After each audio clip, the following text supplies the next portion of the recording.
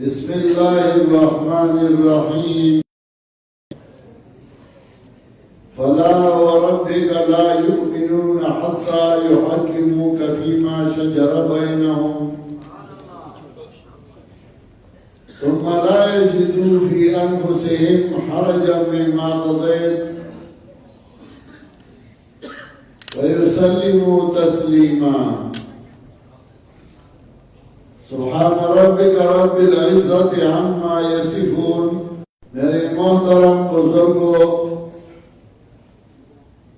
عزیز بھائیوں، پروردگار عالم کے دربار میں دعا گو ہوں کہ مجھے قرآن و سنت کے مطابق بیان کرنے اور پھر ہم سب کو اس پر عمل کرنے کی توفیق عطا فرمائے. ہمیشہ جب بھی سرگودا میں پروگرام ہوتا ہے تو حضرت بندیالوی صاحب مجھ جیسے ایک فقیر اور ایک عاجز کو دعوت دیتے ہیں. میں اس پروگرام میں کانفرنس میں شرکت کے لیے آتا ہوں، بیانات سننے کے لیے آتا ہوں، اپنے دوست اور احباب کی حوصلہ افزائی کے لیے آتا ہوں. اس دفعہ جب میں آ رہا تھا تو سوچ رہا تھا کہ دو وجوہات ہیں جس کی وجہ سے میں اس کانفرنس میں شریک ہو رہا ہوں. پہلی تو یہ کہ حضرت بندیالوی صاحب اور ان کے دوستوں نے مجھے دعوت دی اور مجھ میں اتنی ہمت نہیں کہ میں ان کی دعوت کو ٹکراؤں. دوسرا یہ کہ مجھے پتا لگا تھا کہ اجتماعی پنجبیر میں سرگودا کے ایک بستی سے ہمارے ایک کارکن موٹر سائیکل پہ پنجبیر آیا تھا. ہم جب گاڑی میں آتے ہیں تو تھک جاتے ہیں، جو موٹر سائیکل پہ پنجبیر آیا تھا تو وہ کتنا تھکا ہوا ہوتا تھا، لیکن پھر بھی ان کی محبت، ان کی خلوص، ان کے شوق نے مجھے مجبور کر دیا اور میں نے کہا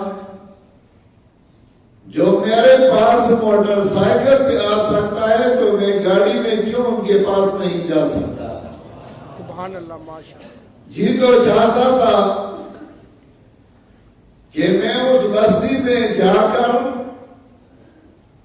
اس رکن جماعت کے پاس ایک کپ چائے بھی پی لوں، لیکن فرصت اور وقت نہیں ملتا کیونکہ صبح میں کوئٹہ جا رہا ہوں، ورنہ جی چاہتا تھا کہ میں ان کے گھر جا کے ان کے پاس ایک کپ چائے پی لوں.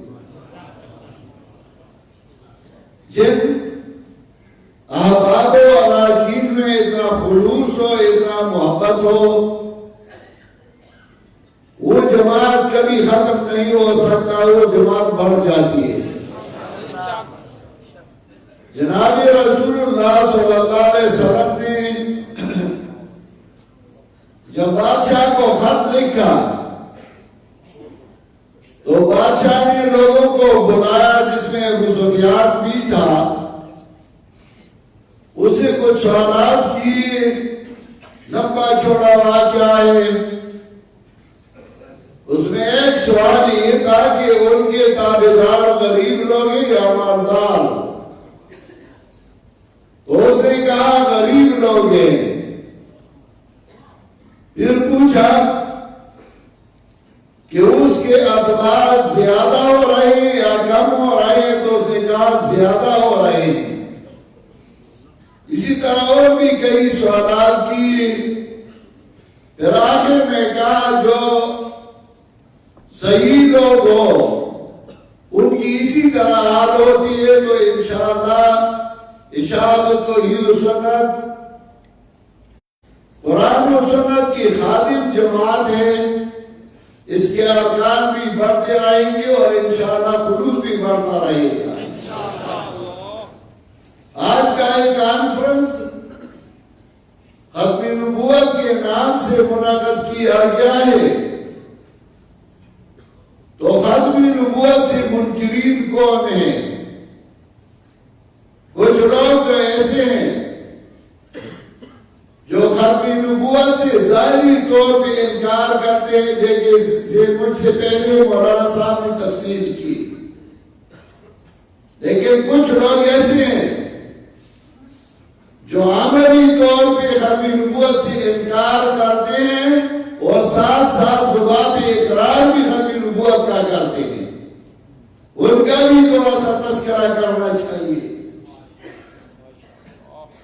وہ لوگ وہ ہیں جو اپنے آپ کو نبی مانتے ہیں، اور نبی ماننے کا مطلب یہ کہ جناب محمد رسول اللہ صلی اللہ علیہ وسلم نے جو دین چھوڑا تھا اس دین میں کمی ہے تو یہ پورا کر رہے ہیں اپنے ذہن اور اپنے گمان میں، جس کو ہم مبتدئین کہتے ہیں۔ بدعت کا لغوی معنی ہے اظہار، جیسا کہ حضرت عمر رضی اللہ تعالیٰ عنہ نے فرمایا تھا نعمت البدعۃ ھذہ، یعنی نعمت الاظہار ھذہ، اور بدعت کا اصطلاحی معنی ہے الاحداث فی الدین، دین میں ایک نیا کام کرنا، اپنے طرف سے دین میں ایک نیا کام بنانا، اس کو بدعت کہا جاتا ہے۔ ہر مبتدی کا یہ گمان اور یہ خیال ہے کہ رسول اللہ صلی اللہ علیہ وسلم نے یہ دین کامل اور مکمل نہیں چھوڑا، یہ دین کا کام ہے اور نبی علیہ السلام نے نہیں کیا، میں کر رہا ہوں۔ اسی وجہ سے وہ لوگ بھی ختم نبوت کے منکر ہیں جو اپنے طرف سے دین میں نئے نئے کام گڑھتے ہیں۔ ایک ہے دین میں نیا کام، ایک ہے دین کی لیے نیا کام۔ دین میں نیا کام، نیا دین بنانا یہ بدعت ہے، اور دین کے لیے نیا طریقہ نیا کام یہ بدعت نہیں۔ رسول اللہ صلی اللہ علیہ وسلم نے فرمایا ہے من احدث فی امرنا ھذا ما لیس منہ فہو رد، من احدث فی امرنا، جس نے میری دین میں نیا کام گڑا، یہ نہیں کہا کہ من احدث لی امرنا، دین کے لیے اگر نیا کام، اگر کوئی ہم سے ہی پوچھے کہ نبی علیہ السلام